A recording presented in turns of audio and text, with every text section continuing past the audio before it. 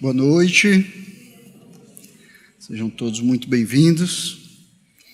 Obrigado aos irmãos do louvor que nos conduziram, nos lideraram enquanto nós louvamos a Deus com músicas, belas músicas.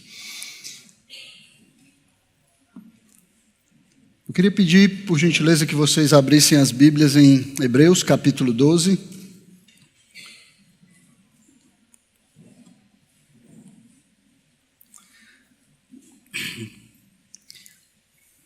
Hoje nós vamos terminar o capítulo 12 de Hebreus.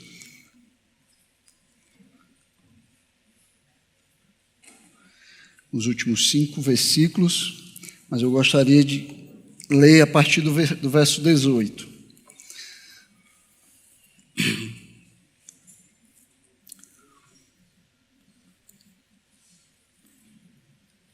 Que diz assim: Ora, vocês não chegaram ao fogo palpável e aceso, à escuridão, às trevas, à tempestade, ao toque da trombeta e ao som de palavras tais, que aqueles que ouviram isso pediram que não lhes fosse dito mais nada, pois já não suportavam o que lhes era ordenado. Até um animal, se tocar o monte, será apedrejado. Na verdade, o espetáculo era tão horrível que Moisés disse: Estou apavorado e trêmulo. Pelo contrário, vocês chegaram ao monte Sião, e à cidade do Deus vivo, a Jerusalém celestial, e a milhares de anjos. Vocês chegaram à assembléia festiva, à igreja dos primogênitos arrolados nos céus. Vocês chegaram a Deus, o juiz de todos, e aos espíritos dos justos aperfeiçoados, e a Jesus, o mediador da nova aliança, e ao sangue da aspersão, que fala melhor do que o sangue de Abel. Tenham cuidado e não se recusem a ouvir aquele que fala, pois se os que se recusaram a ouvir, a quem divinamente os advertia na terra, não escaparam, muito menos escaparemos nós, se nos desviarmos daquele que dos céus nos adverte. Naquele tempo, a voz dele abalou a terra, mas agora ele promete dizendo: mais uma vez eu farei tremer não só a terra, mas também o céu. Ora, as palavras mais uma vez significam a remoção dessas coisas abaladas, ou seja, das coisas criadas, para que não permaneçam as coisas que não podem ser, para que permaneçam as coisas que não podem ser abaladas. Por isso, recebendo nós um reino inabalável, retenhamos a graça pela qual sirvamos a Deus de modo agradável, com reverência e temor, porque o nosso Deus é fogo consumidor. Amém? Vamos orar, pedir a Deus que nos dê sabedoria para compreendermos a sua palavra e nos dirija enquanto estudamos a Escritura. Senhor Deus, que está a tua palavra, Senhor, colocada diante de ti, Senhor, diante de nós, e nós te pedimos, Pai, que nos ajude a compreendermos aquilo que o Senhor quer falar aos nossos corações. Senhor, não o que queremos ouvir, não o que gostaríamos de ouvir, mas aquilo que precisamos ouvir, Senhor, para que teu nome seja exaltado e glorificado em nós. Nos ajuda, Senhor, a entender a tua vontade, Pai, e vivermos de acordo com ela, para a glória do teu nome, para que no fim o Senhor receba a glória que merece receber. Esse é o desejo do nosso coração, Pai, fazer a tua vontade. Mas pedimos a ajuda do teu Espírito, pedimos que o Senhor nos dê poder, Pai, para vivermos de acordo com a tua vontade. Pedimos essas coisas no nome de Jesus Cristo, teu Filho. Amém. Então, o capítulo 12 de Hebreus começou com a 5ª e última passagem de advertência do livro de Hebreus. Todo o livro de Hebreus é uma advertência aos crentes da igreja dos Hebreus. Mas para nós entendermos melhor isso, nós precisamos lembrar que os crentes hebreus, eles estavam inclinados, tentados a abandonarem a sua fé e voltarem para as práticas religiosas do judaísmo. Eles queriam fazer isso como um meio de fugir da perseguição que veio sobre eles porque eles tinham se tornado seguidores de Cristo. Então eles pensaram: não, vamos voltar ao judaísmo, afinal os cristãos e os judeus adoram o mesmo Deus, então nós voltamos lá e acaba com essa perseguição, nós ficamos bem. Eles achavam que porque o judaísmo era uma religião lícita no Império Romano, ou uma religião autorizada pelo Império, eles teriam a proteção contra a perseguição. Eles acharam que os seus familiares, os seus amigos judeus, que os perseguiam por terem se tornado cristãos, eles os aceitariam de volta. Eles estariam bem com a sociedade, estariam bem com Deus, tudo estaria resolvido. Era como eles pensavam. Essa perseguição que vinha sobre eles, como a gente viu no versículo 4 desse mesmo capítulo, capítulo 12, ela não havia chegado ainda ao ponto deles perderem a vida por causa da fé. Eles ainda não tinham tido que derramar o seu próprio sangue por causa da fé. Mas alguns deles já haviam sido presos. A perseguição ela se concentrava principalmente na rejeição, no escárnio, na zombaria, nas perdas materiais, o confisco dos seus bens. Então eles eram perseguidos dessa forma. Coisas que são bem difíceis de enfrentar, né? Nós temos que reconhecer isso. Mas ainda não tinha chegado ao ponto deles perderem a vida. Então o autor, depois de encorajá-los com os exemplos daqueles homens e mulheres que enfrentaram o sofrimento com fé, que nós vimos lá no capítulo 11, né, os heróis da fé, como nós conhecemos. Agora ele começa esse capítulo usando o exemplo do próprio Jesus. No versículo 2 ele diz, olhando firmemente para o autor e consumador da fé, Jesus, o qual, em troca da alegria que lhe estava proposta, suportou a cruz, sem se importar com a vergonha, e agora está sentado à direita do trono de Deus. A exortação apresentada pelo autor, só um minuto que eu...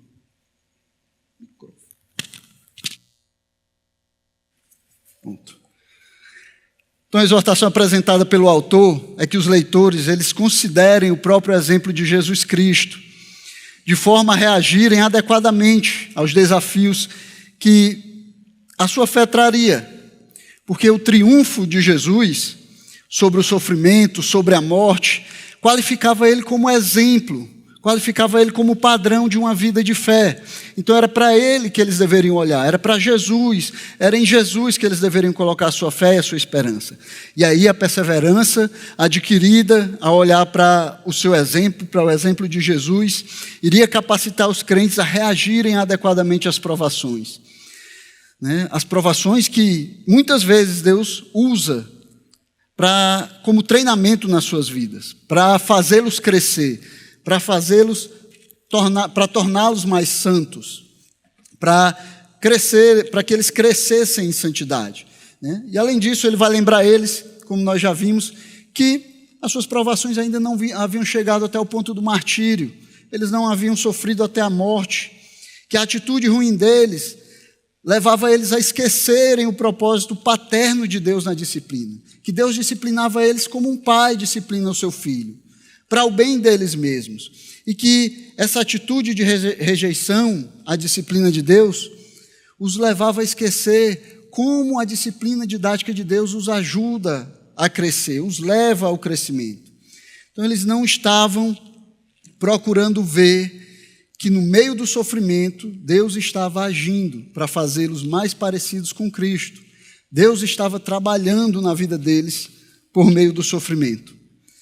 Eles também não entendiam que a rejeição à disciplina de Deus, quando eles rejeitavam a disciplina de Deus, eles também rejeitavam a obra que o Senhor estava treinando eles para realizar.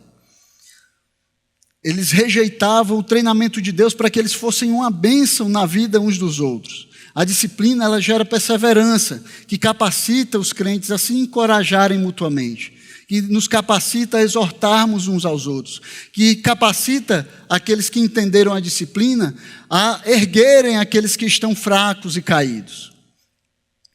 Assim, contentamento em meio à disciplina de Deus resulta em preocupação com o nosso próprio aperfeiçoamento, com o nosso próprio crescimento espiritual e também com o bem-estar dos outros, com o crescimento espiritual daqueles que estão próximos a nós.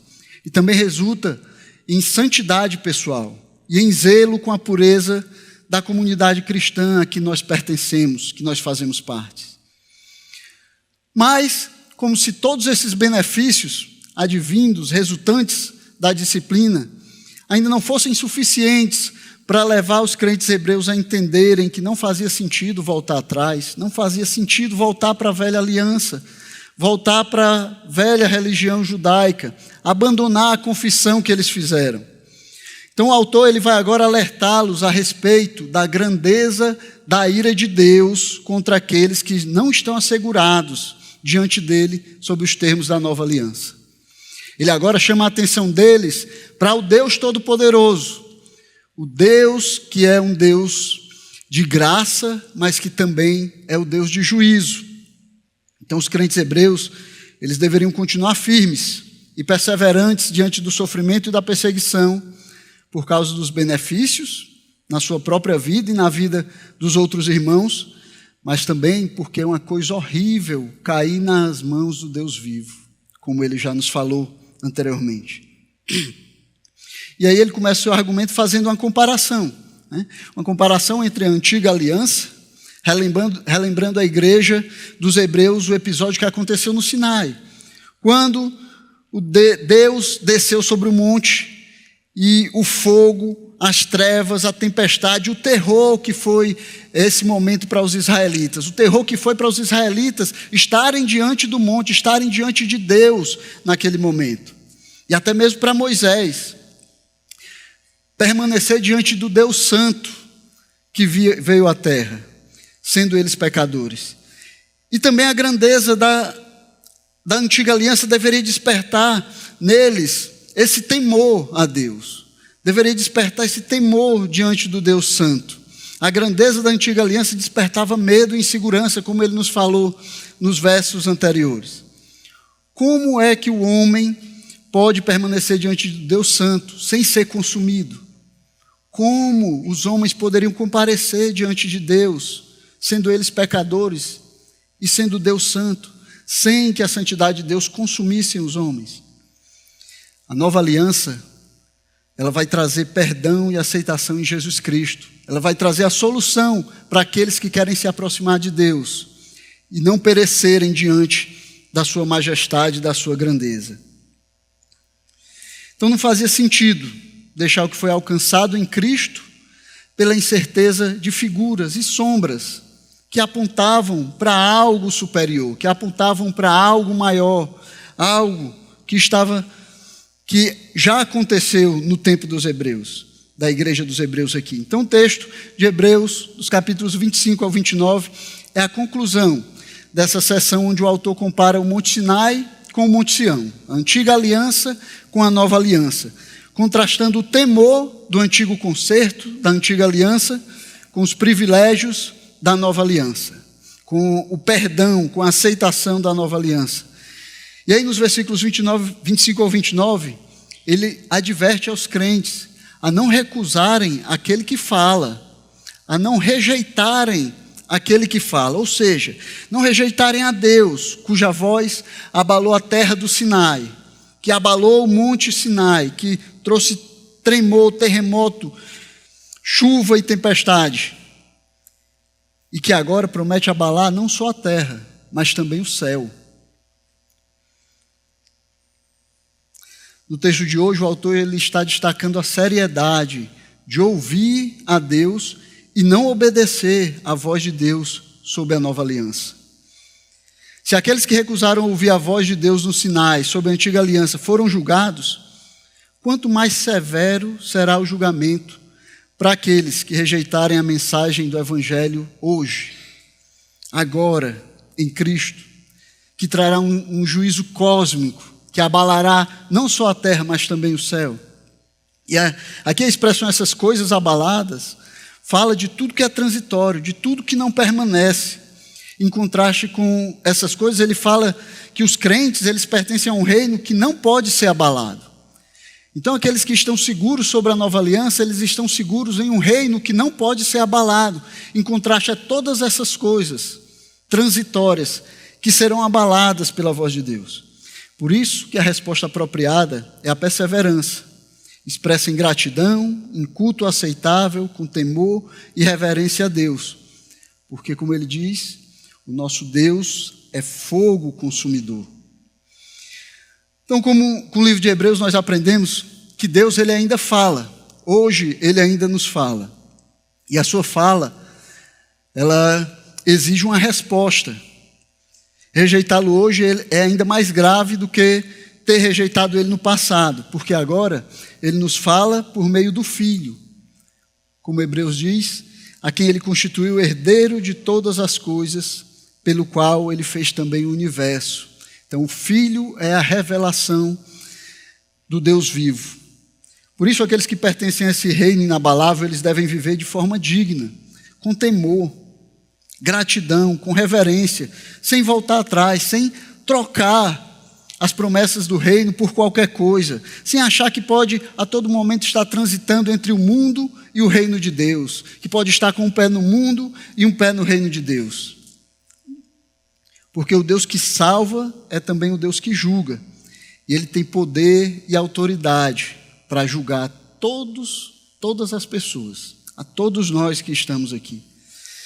Então o autor de Hebreus, ele continua alertando os seus leitores aqui, a considerarem a grandeza da ira de Deus contra os impenitentes e os incrédulos, e a considerarem a ira de Deus e se comprometerem a permanecerem firmes na fé, a continuarem firmes, seguindo adiante, servindo a Jesus Cristo, mesmo diante do sofrimento, mesmo diante da dor, porque eles não podem ser comparados com o sofrimento e a dor daqueles que terão que enfrentar o juízo.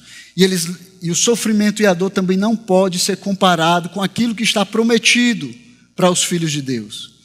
Aquilo que está prometido para aqueles que são cidadãos, servos e súditos desse reino que não pode ser abalado.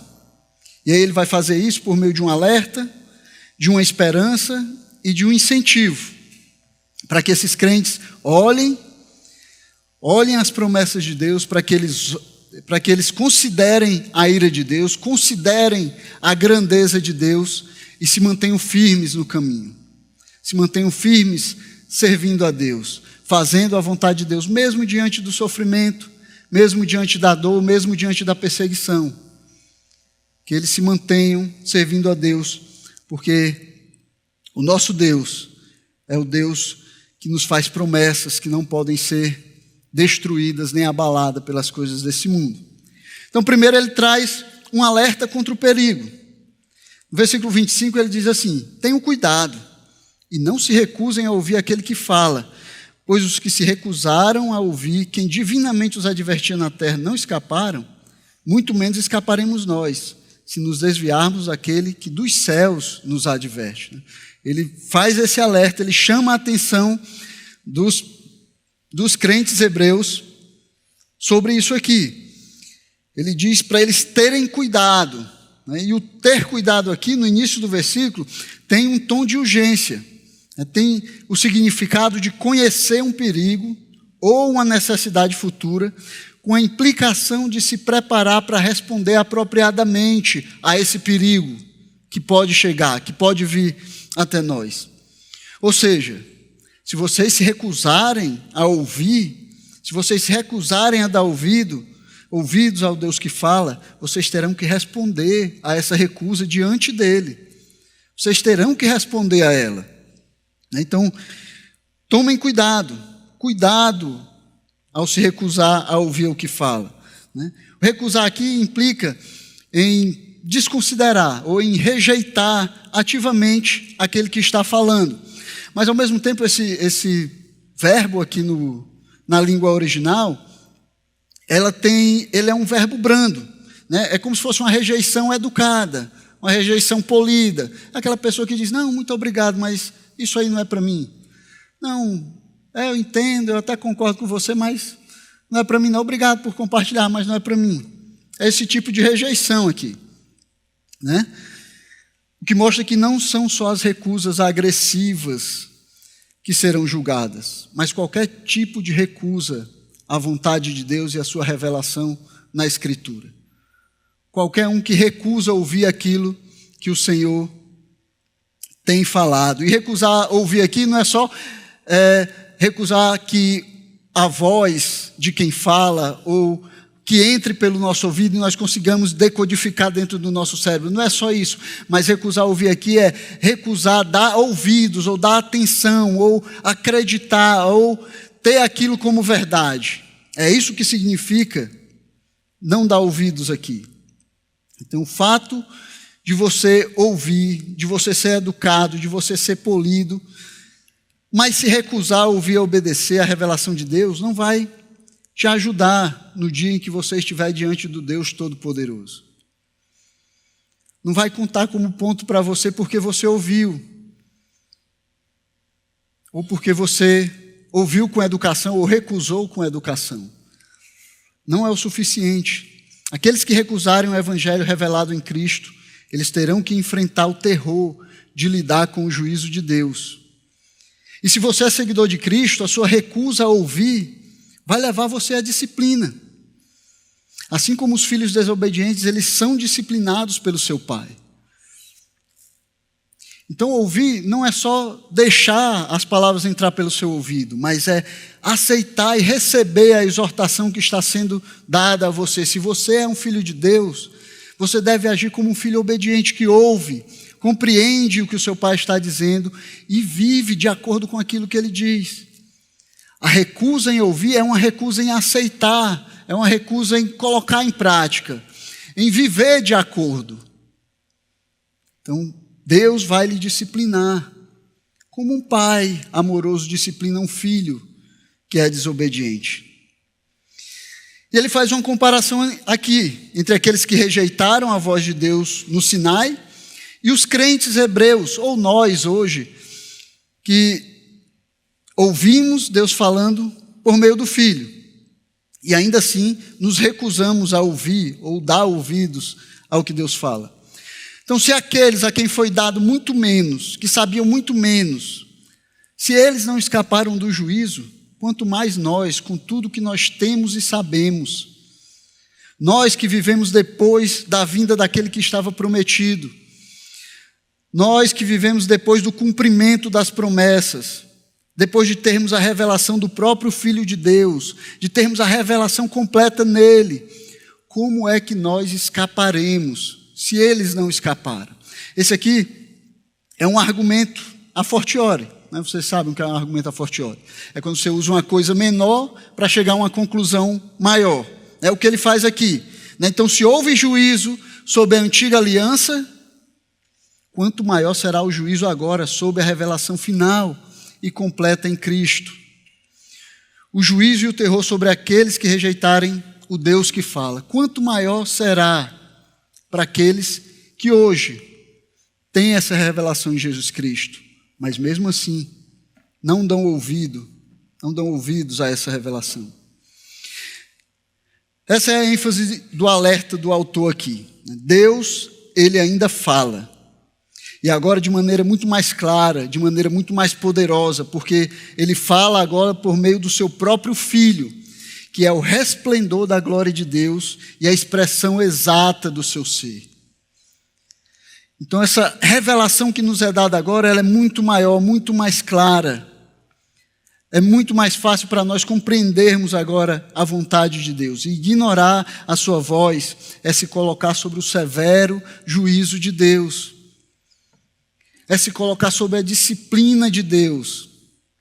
Ouvir e não atender. Meus irmãos, isso é importante para nós que vivemos hoje em tempos em que muitos ouvem a palavra de Deus. Você pode ouvir pela internet, pode ouvir pregação em igrejas da sua escolha, do seu estilo, pode ler a palavra, pode ler livros, inúmeros livros. Então a palavra de Deus ela está acessível. E muitas pessoas hoje ouvem a palavra de Deus, mas elas ouvem com indiferença. Elas ouvem de uma maneira que entra pelo ouvido e sai pelo outro, como nós dizemos. Elas não deixam aquilo descer para o seu coração e fazer efeito na sua vida. Então Então você que está aqui hoje ouvindo essa palavra, mas que depois você sai daqui e nem sabe muito bem o que foi dito, nem entendeu muito bem sobre o que se estava falando aqui, tome cuidado. Está sendo dado para você muito mais responsabilidade, porque você tem muito mais revelação de Deus para você. Há uma tendência de tratarmos a graça de Deus como algo barato, algo fácil, ou como uma justificativa para fazermos o que nós queremos sem medo do juízo de Deus.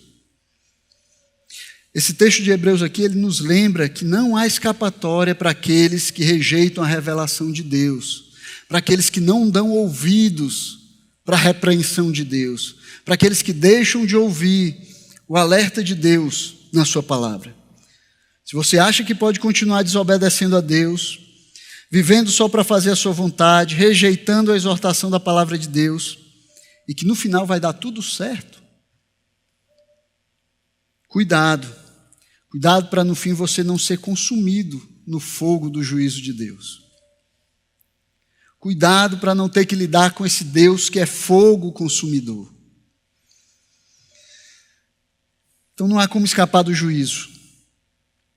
Não há como escapar só porque nós o desprezamos, ou porque fingimos que ele não existe, ou que nunca vai chegar o dia, ou que nós sempre vamos ter mais uma chance. Ah, não, amanhã eu faço. Ah, não, amanhã eu começo a agir assim. Ah, não, amanhã eu começo a trabalhar na minha santificação. Ah, não, depois eu vou ouvir direito essa palavra aí e ver se realmente faz sentido me tornar seguidor de Cristo. Não dá para escapar do juízo se nós fingirmos que ele não existe, jogarmos para baixo do tapete e achar que tudo bem, é isso aqui mesmo, isso vai durar para sempre. Um dia, Deus vai prestar contas com todos os homens. Naquele dia, vai ser tarde demais. E esse dia pode ser a qualquer momento para você. Pode ser a qualquer momento. Eu não sei, você não sabe, mas Deus sabe. Então você devia estar preparado. Você deveria ouvir a palavra de Deus, ouvir Deus falando com você e resolver seguir aquilo que ele diz na sua palavra. Mas o autor aqui também vai tentar dissuadir os irmãos hebreus de desistirem, dando uma esperança para o futuro, falando de uma esperança futura que eles deveriam olhar, para a qual eles deveriam olhar e se manterem firmes. No versículo 26 ele diz: naquele tempo, falando lá do Sinai, a voz dele abalou a terra, mas agora ele promete dizendo: mais uma vez eu farei tremer não só a terra, mas também o céu. Ora, as palavras mais uma vez significam a remoção dessas coisas abaladas, ou seja, das coisas criadas, para que permaneçam as coisas que não podem ser abaladas. Então aqui ele está usando uma citação de Ageu, capítulo 2 de Ageu, versículo 6, onde o profeta ele está falando lá sobre o abalo das nações na vinda da glória futura do templo de Deus, que se instalaria quando o reino de Deus for restabelecido na terra. Então, esse templo ele abalaria as nações, a glória desse templo abalaria as nações. E é o que ele quer dizer aqui também, que nesse momento, enquanto o reino ele for instalado, todas as outras coisas, elas serão abaladas, elas serão removidas.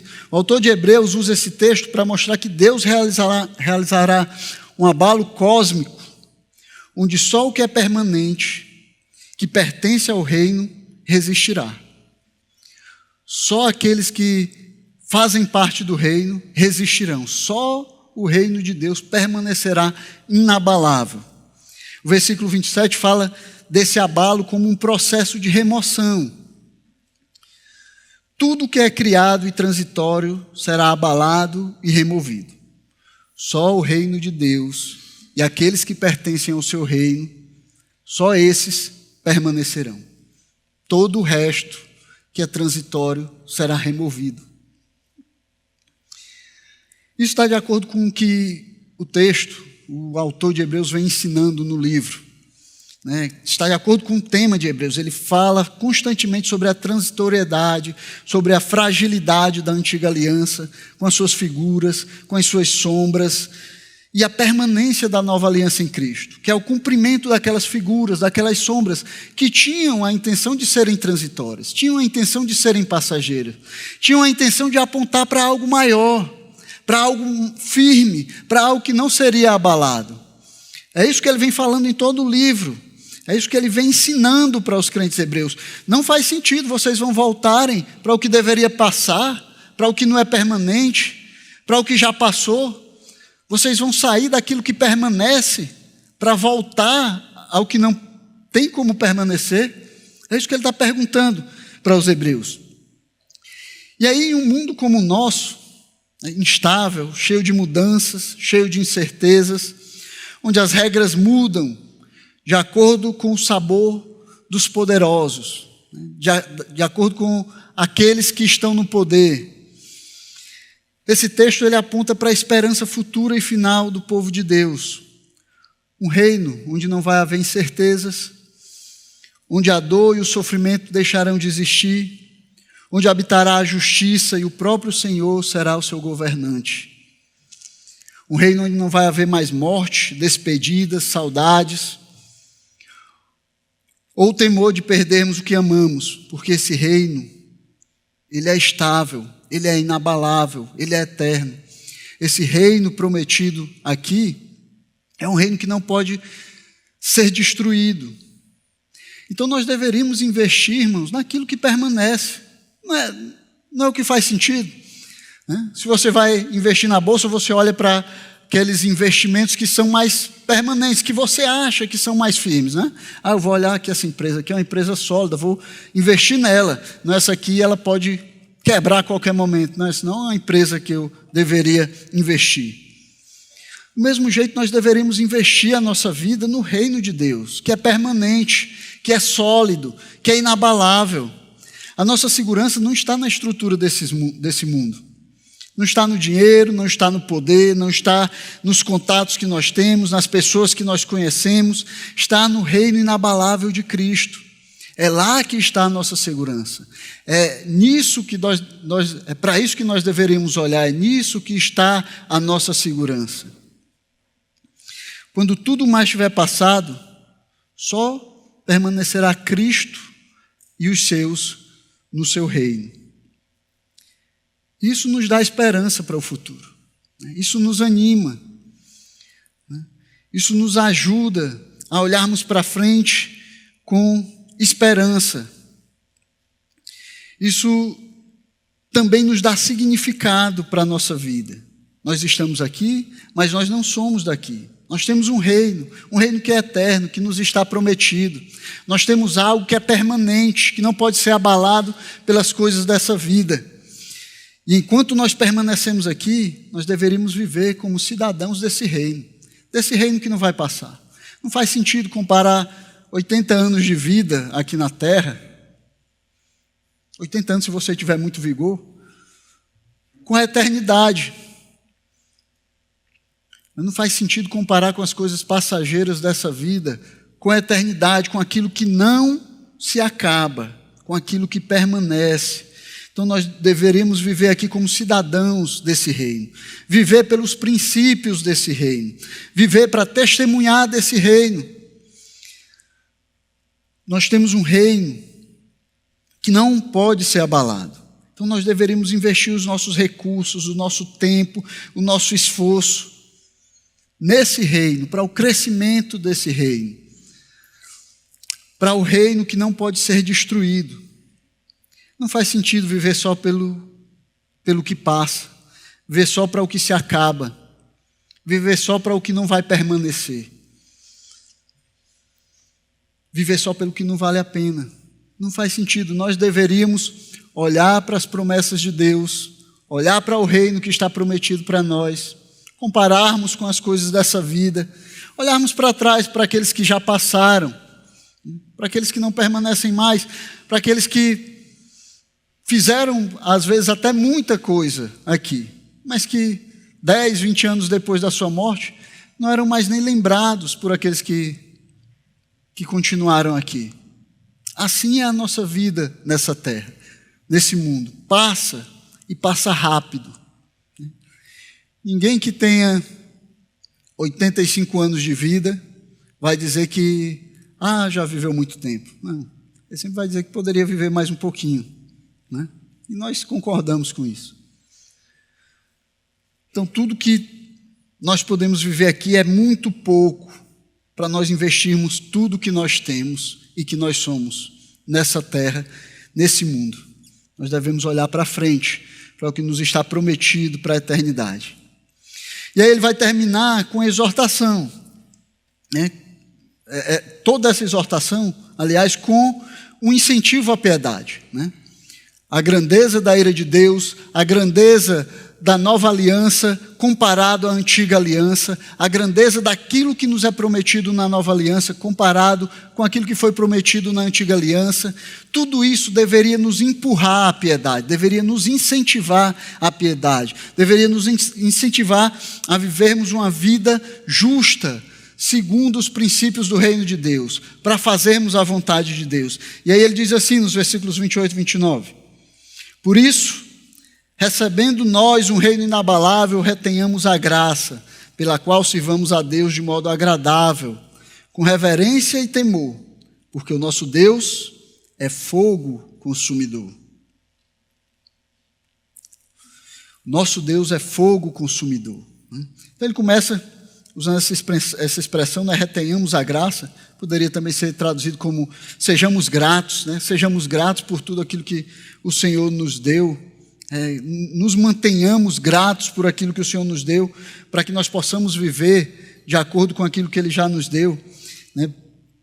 Essa ideia implica que nós pertencemos a esse reino inabalável, e aí nós devemos responder a Ele com gratidão, com reverência, né? Nós devemos servir a Ele com reverência, com gratidão. E o sirvamos a Deus, tem uma conotação cultual, está falando do culto a Deus, desse momento onde nós nos reunimos para cultuá-lo, para adorar o nome dEle, para cantarmos a Ele, para ouvirmos a Sua palavra, para rendermos louvor e adoração ao Seu nome. A palavra literalmente significa realizar ritos religiosos como parte da adoração. Significa exatamente isso. Então a reverência e o temor são as atitudes de quem compreende a santidade de Deus, de quem compreende o Deus a quem está servindo, o Deus a quem está adorando, o Deus a quem está cultuando, né? Para aqueles que acham que eles podem adorar sozinhos, que eles não precisam fazer parte de uma comunidade de santos, de uma igreja que adora o nome do Senhor, a exortação do autor de Hebreus é que, conhecendo quem é o nosso Deus, realizemos em comunidade, em reverência, em santidade, cultos a Ele. Sirvamos a Ele, cultuemos a Ele, com reverência, com santidade, em comunidade, né? Devemos fazer isso de forma que seja agradável a Ele, como Ele nos diz aqui, né? Agradável podia ser traduzido também de maneira aceitável a Ele. Nosso culto, nosso serviço a Deus deve ser aceitável a Deus, né? O que significa que não precisa ser agradável para quem dá, né? Embora não precise ser desagradável também, né? Mas a ideia não é que seja agradável para quem está cultuando, a ideia é que seja agradável para aquele que recebe, que seja aceitável a Ele, que Ele aceite o nosso culto, aceite a nossa adoração. Precisa ser agradável para quem recebe, ou seja, deve ser agradável, aceitável a Deus. É Ele quem diz, na Sua palavra, como nós devemos adorá-lo. É Ele quem diz a forma de adorá-lo. É para Ele que deve ser agradável, é para Ele que deve ser aceitável. Não deve ser para nós que estamos vindo até aqui. E aí, às vezes, nós falamos, eu vim, mas a palavra não estava muito legal, estava meio chato, os louvores hoje foram meio morno, não gostei muito do culto hoje, não. Mas você não veio aqui para ser agradado, você veio aqui para agradar a Deus, você veio aqui para prestar culto a Deus. O momento do culto não é um tempo em que você vem para se sentir bem, para se divertir, para se entreter. Não, é um tempo que você dá a Deus, para servi-lo em adoração, para servi-lo em louvor, em sacrifício a Ele. É um momento em que você se sacrifica em favor do Senhor, para adorar o nome dEle. E essa adoração deve ser feita com reverência, ou com profundo respeito e admiração. Mas parece que está cada vez mais difícil isso, irmãos. Nós não conseguimos ter mais reverência nem para aguentar 1h30 sem levantar para beber água ou para ir no banheiro. A gente não tem mais reverência nem para começar o culto na hora. A gente sabe a hora de começar o culto.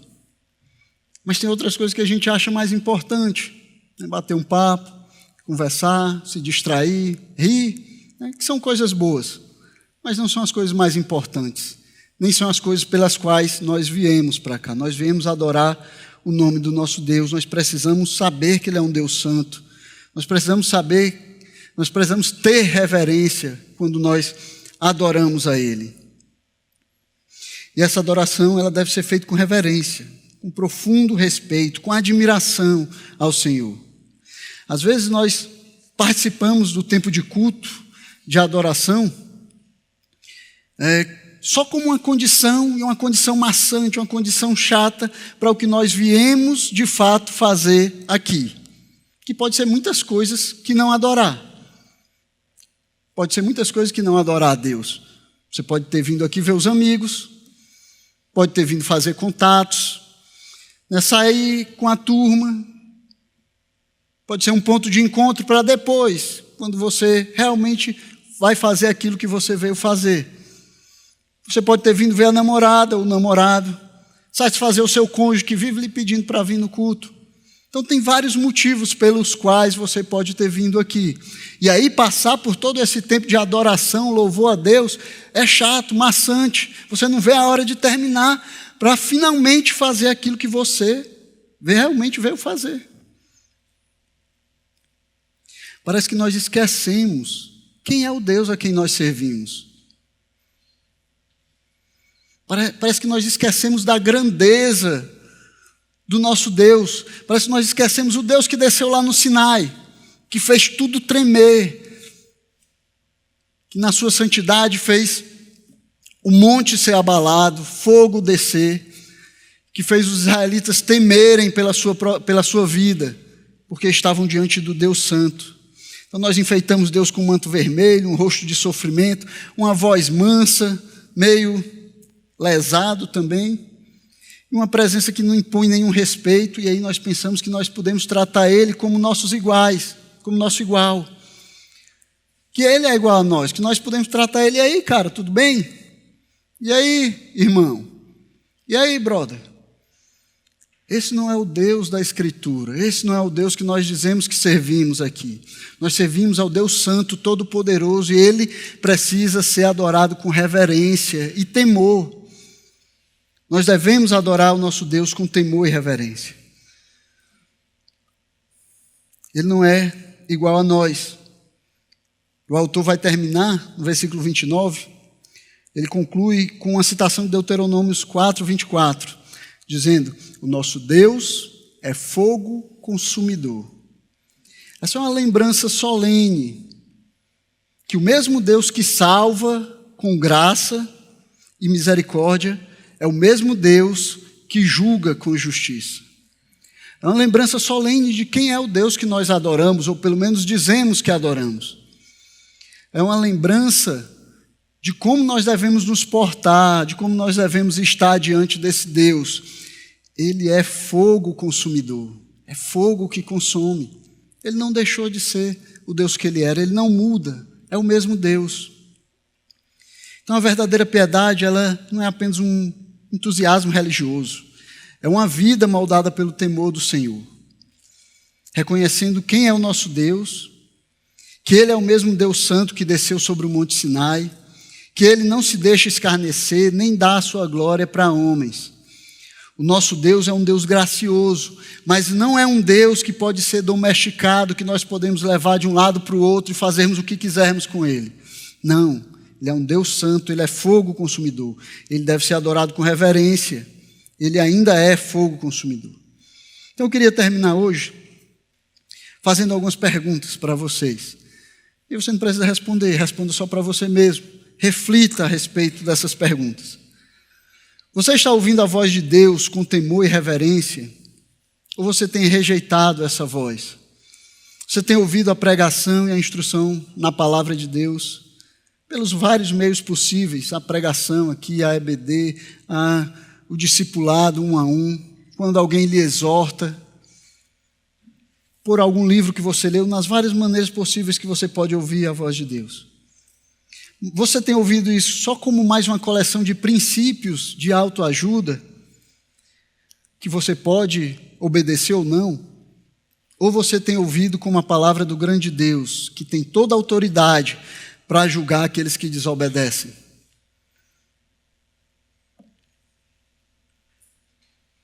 Você tem ouvido corretamente a palavra de Deus? Você sabe quem é o Deus que tem falado para você, que tem lhe exortado? Você está firmando a sua esperança nas coisas abaláveis ou no reino inabalável? É aqui nesse mundo e nas coisas desse mundo que você tem colocado a sua esperança, que você tem investido a sua vida, que você tem esperado alcançar alguma coisa? São as coisas dessa terra que você teme perder,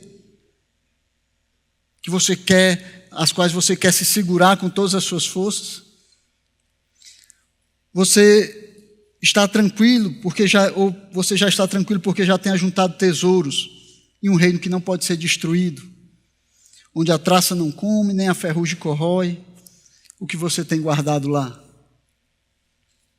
Você tem ajuntado tesouros no reino de Deus, que não podem ser tesouros que não podem ser abalados, que não podem ser destruídos, que você não pode perder? Ou tudo que você tem está nessa terra e o fim delas é a destruição? A sua vida, ela é marcada pela piedade, pela reverência e o temor a Deus, ou por uma espiritualidade superficial? Uma espiritualidade que é só casca, quebra fácil. As pessoas conseguem ver algo diferente em você, elas pensam que você não é daqui, ou tudo que lhe diferencia do mundo é um compromisso que você tem nas quartas e no domingo, e às vezes nem na quarta, só no domingo mesmo. É só um evento que você participa que diferencia você do resto desse mundo? Ou o Senhor faz realmente diferença na sua vida, de maneira que as pessoas conseguem enxergar isso, de maneira que a sua vida é pautada por aquilo que o Senhor ensina na sua palavra? É pautado por aquilo que você ouve do Senhor. Irmãos, não brinquem com Deus. Ele é gracioso, mas Ele também é santo. A sua voz ainda ressoa e Ele ainda abalará todo o que for passageiro. Tudo o que for passageiro vai ser abalado pela voz do Senhor, será destruído, será removido. Só o reino de Deus permanecerá. Então ouça, tema e adore a Deus com reverência, porque é para isso que nós fomos chamados. Amém? Curva a sua cabeça, vamos orar, pedir ao Senhor que nos ajude a vermos Ele como Ele realmente é. Senhor Deus, eu quero louvar e exaltar o Teu nome, Pai. Eu quero engrandecer a Tua majestade, Senhor, te reconhecendo como Deus todo-poderoso e santo que o Senhor revela na Escritura. Pai, nos ajuda a vivermos, Senhor, diante desse Deus, Pai, a vivermos em temor, Senhor, reconhecendo o Deus que nos salvou, que nos chamou, o Deus que nos coloca aqui, Senhor, para adorarmos o Seu nome. Pai, nos dá força, reverência, nos ajuda a lutar contra nós mesmos e contra a tendência pecaminosa, Senhor, de nos afastarmos de Ti e não Te vermos como o Senhor realmente é.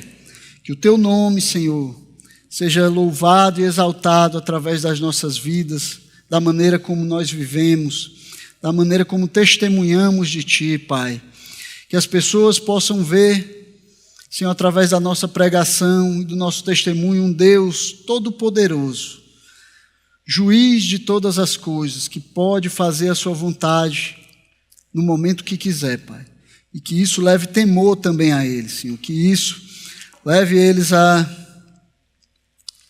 se dobrarem debaixo da Tua mão poderosa e o Teu nome seja louvado e adorado para sempre. Nós pedimos essas coisas no nome de Jesus Cristo, Teu Filho. Amém.